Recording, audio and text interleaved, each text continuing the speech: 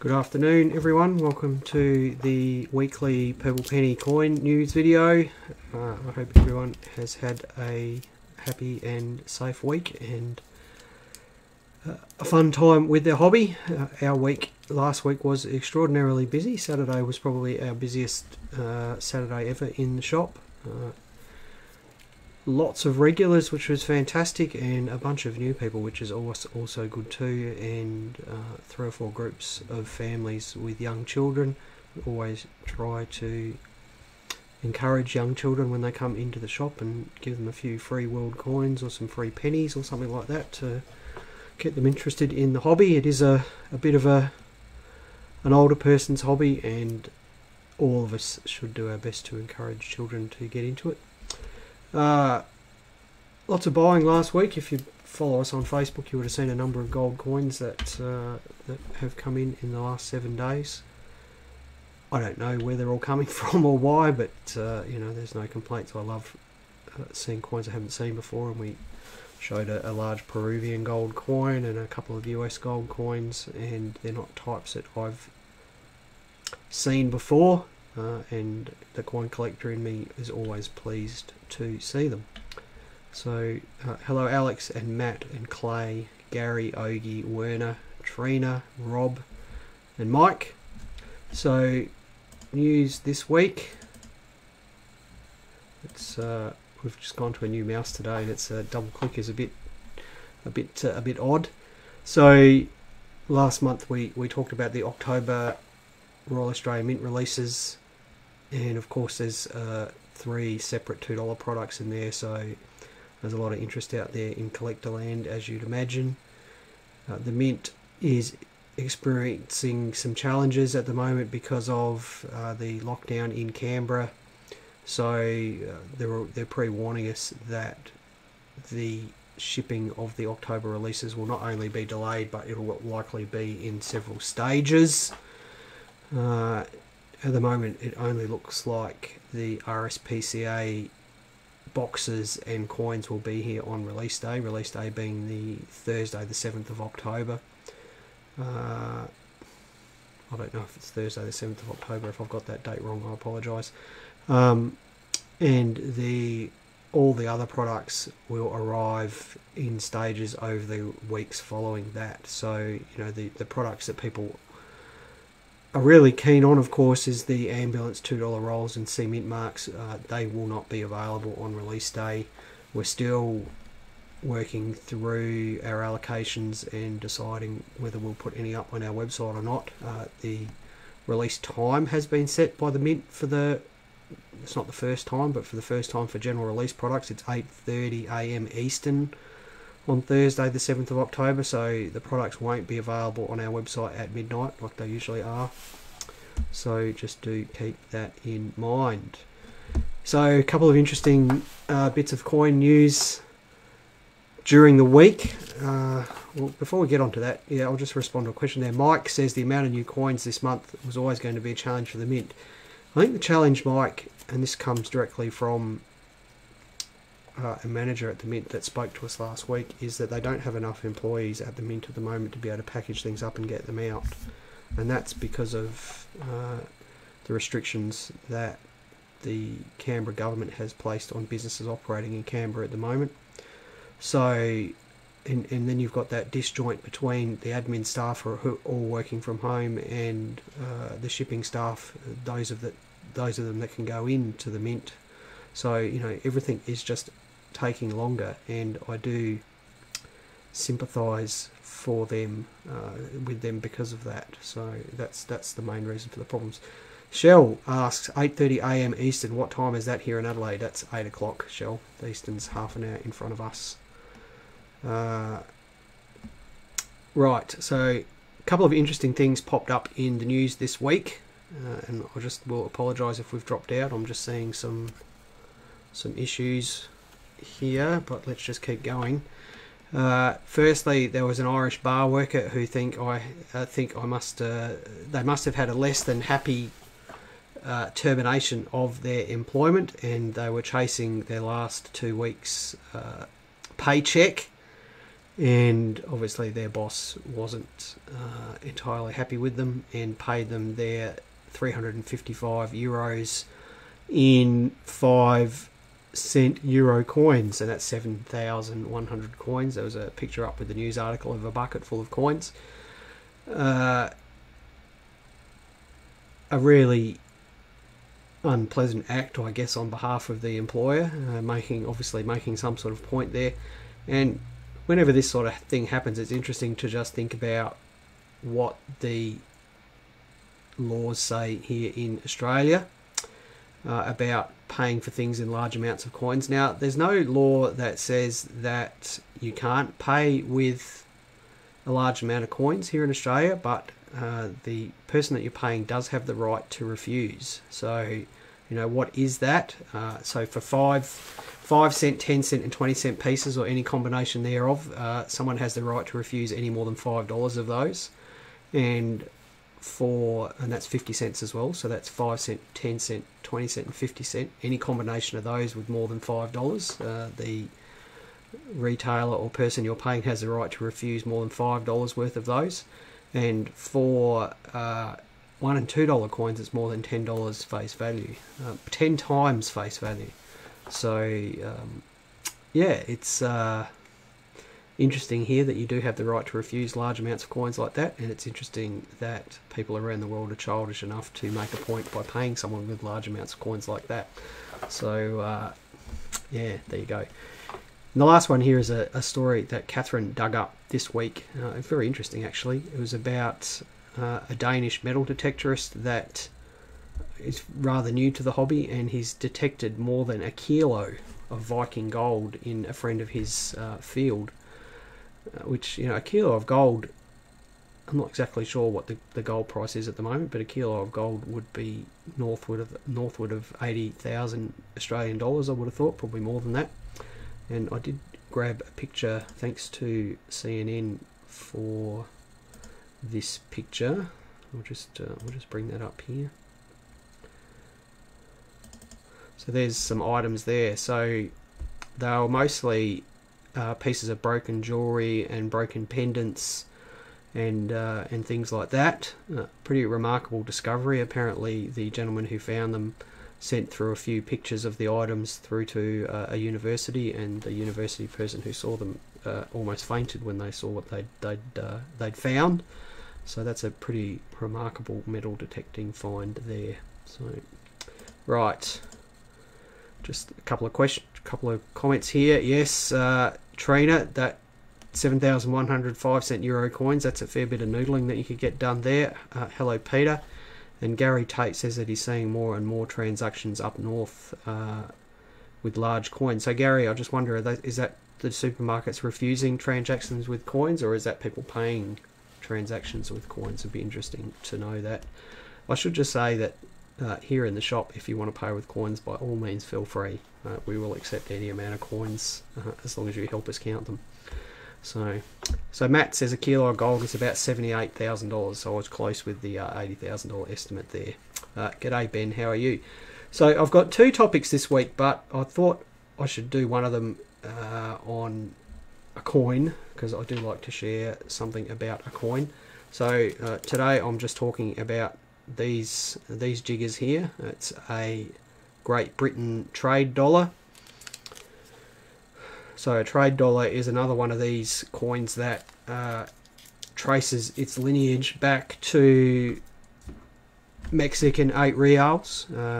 It's about that 3/4 of an ounce of silver, about 90%, about 27 grams. So this trade dollar here. Now we'll just bring up a bit of a slide. So there's some information on trade dollars there. They were minted from 1895 to 1935. 90% silver, just under 27 grams of 90% silver. So that's about 3/4 of an ounce of silver, which, as I said, traces its history back to Mexican 8 reals, which were first minted in the late 1500s. It was designed by George de Saules, who also designed the portrait of Edward VII, which you can see on Australian 1910 coins. And initially it was issued by the British for the Strait Settlements and Hong Kong. And The Straits Settlements, not long after 1895, issued their own dollar coin, so it became exclusively for available for Hong Kong.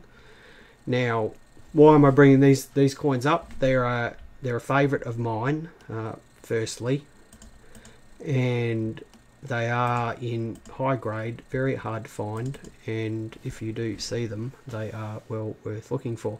So if you just see the slides there, on one side we've got standing Britannia, facing right, holding a trident and a shield, and then on the reverse we've got the Oriental design there with Chinese characters and Malay characters, and I've got no idea what they say. The design was pretty much unaltered the whole time. If you're looking for the mint mark on one of these, it's on the middle prong of the trident. There's a number of overdates in the series, and things to be wary of is that there are a lot of forgeries around, and they are very often cleaned, and cleaned more often than not. So just be wary of that. If you're looking for one, in lower grade, in a common date, you can pick them up for sort of $100 or so. If you want a premium example like this one here, then you're looking at several $1,000s. This one here is MS64. So that's British trade dollars. As I said, a favourite of mine. I don't think I've got one in my collection at the moment. I think I may have sold the only one that I had. I might have some that have chop marks on them. You do see them from time to time with chop marks on them. So that's British trade dollars. Now, the topic of the week this week. This comes from a conversation I had with Catherine on the way in. The experience in the last couple of years of running this shop has given me a fairly unique perspective on the coin business from the other side of the counter. So, being the dealer and dealing with and talking to collectors every day. And the lockdown in the last 18 months, the COVID and so on and so forth, has really, I think more so than any point in the past, brought a lot of people into coins who are really just in it for the quick flip. And what do I mean by the quick flip? I mean the new release products, getting their hands on as many as they can and flipping them over within a week or two, trying to make some money out of it. And it's not unique to coins. I'm aware that the same thing is going on with sports cards and trading cards and various other collectibles, model cars. There's a lot of people that have entered those markets that perhaps don't have a background in those hobbies and are really just there to make money out of it, and that's fine. We're a capitalist society. I don't know what your thoughts are on that, but that's what we are. People can trade things and make money off of that. There's no harm in that, but what it does harm is, I guess, the collectors that are either new to the hobby, or the collectors that are in the hobby and that want these new releases to add to their collections because it's something they're interested in, or perhaps they're collecting a series. So it does make them a challenge for those people to pick up. So Catherine and I were talking this morning about how you can, what can you do to get your hands on these things, because that is the challenge. And here, Peter, don't get me started on tax. Look, that I'm always very careful, I guess, to not focus on the monetary aspects of coin collecting. But Catherine and I are running a business in here. We pay rent. We draw a very small wage from this business. It's not very profitable, and certainly for the amount of time we put into it, we'd be probably better off doing something else. So, these flippers are of a particular annoyance to us because for a number of reasons. Firstly is it stops the real collectors from getting their hands on what they want, and we always support the new collectors. We do these videos because of that. There's no other reason that we do them. We like sharing the information for people. But these people that are flipping them, as Peter Andrews so rightly points out there, they don't pay any tax, they're not paying any GST, and while I can't tell you what the profit margins on RAM products are because it's against the terms of our dealer status, they are not great. and people that are buying things in bulk and selling them for 3 or 4 times the retail price and not paying tax on any of that just really gets up my nose, because you know, we work bloody hard for what we do here, and you know, to see that sort of thing happening is of particular annoyance to us for a lot of different reasons. Right, anyway, I'll get off of that particular soapbox because I got told not to get onto that soapbox today. If we just look at some tips here for getting new releases. You need to know what's coming. And what do I mean by that? I mean that if you find out there's a new release 3 days after it's been released, it is too late. It is too late. And every new release we get, we have people on the phone who are either regulars in here or long-time collectors saying, oh, the Animalia gold-plated coin came out. I didn't know it was coming. Can I have one? 3 days later is too late. Now, there's no reason to not know what's coming up. We talk about it for a few weeks before release day here in these videos. We post up on our Facebook page. We usually put a post up on our website about it. If I manage to pull my finger out and get a newsletter done, I usually pop it in the monthly newsletter. You know, if you're not sure what's coming up, follow us on Facebook. Come and watch these videos. We do mention it. We do talk about it. Go and subscribe to the Mint's Facebook page. The Mint. Gary, you are just too smart. I will talk about that one. That's a great one. I forgot that one. The Mint talks about what's coming up. There are various other RAM dealers on Facebook that talk about what's coming up. You need to know what's coming. It is too late if you only find out on release day or afterwards. It is too late. The second one here, and this is what the part of opening up a shop that I didn't really understand how important this was, is this is a relationships game, and you as a collector need to think about building relationships with RAM dealers. And what do I mean by building a relationship? I don't mean calling them twice a year when there's a new $2 release. Okay, yeah, from our point of view, we have customers that come in here, and they come in here regularly, or they buy regularly off of us, and they buy a good mix of things, and they're the people that we want to support. If you just crawl out of the woodwork once every 6 months to get the latest and greatest because you think you can make some money out of it, then that's not how you build a relationship with someone. If you're flipping things, that's fine, more power to you, but you have to understand that our priorities are somewhere else, and that's to support the collector market. Okay, we want to support the collectors. So, you know, build those relationships as a collector, build those relationships with the dealers that you know. And that means watching their videos, interacting with them on Facebook, buying things from them from time to time. If you've got something to sell, give them a chance to buy it off of you. Okay, don't go into a dealer's shop and say, you know, oh yeah, I sold this, this and this to some other dealer. You know, they don't want to hear that. It's not good for the relationship that you've got with them. If you build a relationship with a dealer, then they will go out of their way to look after you when new releases do come about. Get up early. You know, what does that mean? It means, you know, if there's a midnight release, get up at midnight. You've got some chance of getting something then. Get up in the morning and get onto the Facebook groups. Get onto dealers' websites. Get to know when the different dealers release their products. So we generally release things at midnight. Max Stern and Prospect Stamp and Coins, it's usually 8 o'clock in the morning or so when their newsletters go out. The Mint usually puts things up at about 9 or 9:30. You know, work all that out. Get onto those websites and you'll maximise your chances of being able to buy from those dealers' websites. Get on the phone. And that means not at 9 o'clock on release morning. If you ring here at 9 o'clock on release morning, the chances are we will not answer the phone. Why? Because every person is on the phone at 9 o'clock in the morning trying to get these things. Get on the phone before release day. Hey Mark, I heard there was a new release coming up. You know, I'm interested in getting my hands on some. Can you put my name down? And if you've got any available, I'd really like to get some. That's, you know, that's building a relationship with us. It means not just showing up when there's something that, you know, you think you can make a quick buck on popping up.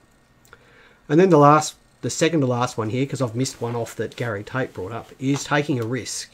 We had a gentleman here in the shop 2 weeks ago. You know, he'd rung up, he'd called me beforehand. I invited him to come into the shop, and you know, he wanted someone to hold his hand through the whole process and tell him what was going to do well and what was going to do badly, and only buy the things that were going to do badly. Now, my crystal ball is broken. I don't know what's going to make money and what's not going to make money. If I did know that, then I wouldn't need to have a shop. I could just live off of mint product. So, you know, if you're going to, as a collector, collect things that interest you, but if you're collecting to try and make a bit of money, you're going to have to take a risk. There's no sure things in this game. You can't wait until release day and see what goes off and then expect to get your hands on something. It's impossible. It's impossible. Once the blood is in the water, it's hard to get your hands on these things, and it's impossible for us. And you know, we've got as good a network as anyone in getting our hands on this stuff. So you know, just get in there early, understand what's coming up, build those relationships. And Gary Tate, rather amusingly, did point out one way of getting your hands on these things. It's move to Canberra. Why do you move to Canberra? Because the Royal Australian Mint, for the vast majority of their products, has an allocation that they sell through the mint shop in Canberra, the retail shop. And if you do live there, you have the opportunity to buy those things that the rest of people in Australia don't have. The one downside of the mint shop is that the dealer exclusive products such as rolls are not available through the mint shop. But the plus side is that they often have stock available in the shop when online dealers have sold out long before. So yeah, moving to Canberra. That's how you get your hands on new releases. That's some tips. Now, is it going to guarantee you that you're going to get your hands on new releases? No, but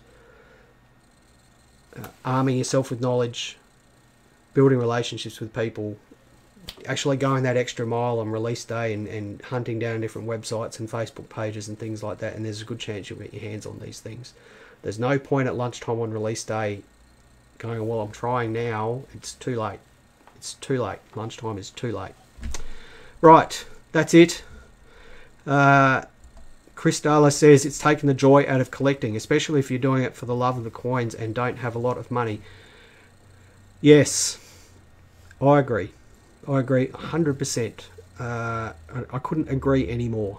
I guess the thing is that if you go take these steps that I've suggested today, there's a good chance you'll get most products at release price. You have to try. Okay, you have to try and put in the effort. Thanks everyone. I'm going to go and have some lunch. Thanks for watching. It's been a pleasure as always. As always, if you have any topics you'd like me to cover, please let me know what they might be, and we'll do it in the upcoming weeks. I should plan these out a bit better and not always talk about it with Catherine in the car on the way in, but that's the way we are. We're pretty disorganised. Happy collecting. Everyone stay safe and sound wherever you are in Australia. Won't be like this forever, I'm quite confident, and we'll see you next week. Bye everyone.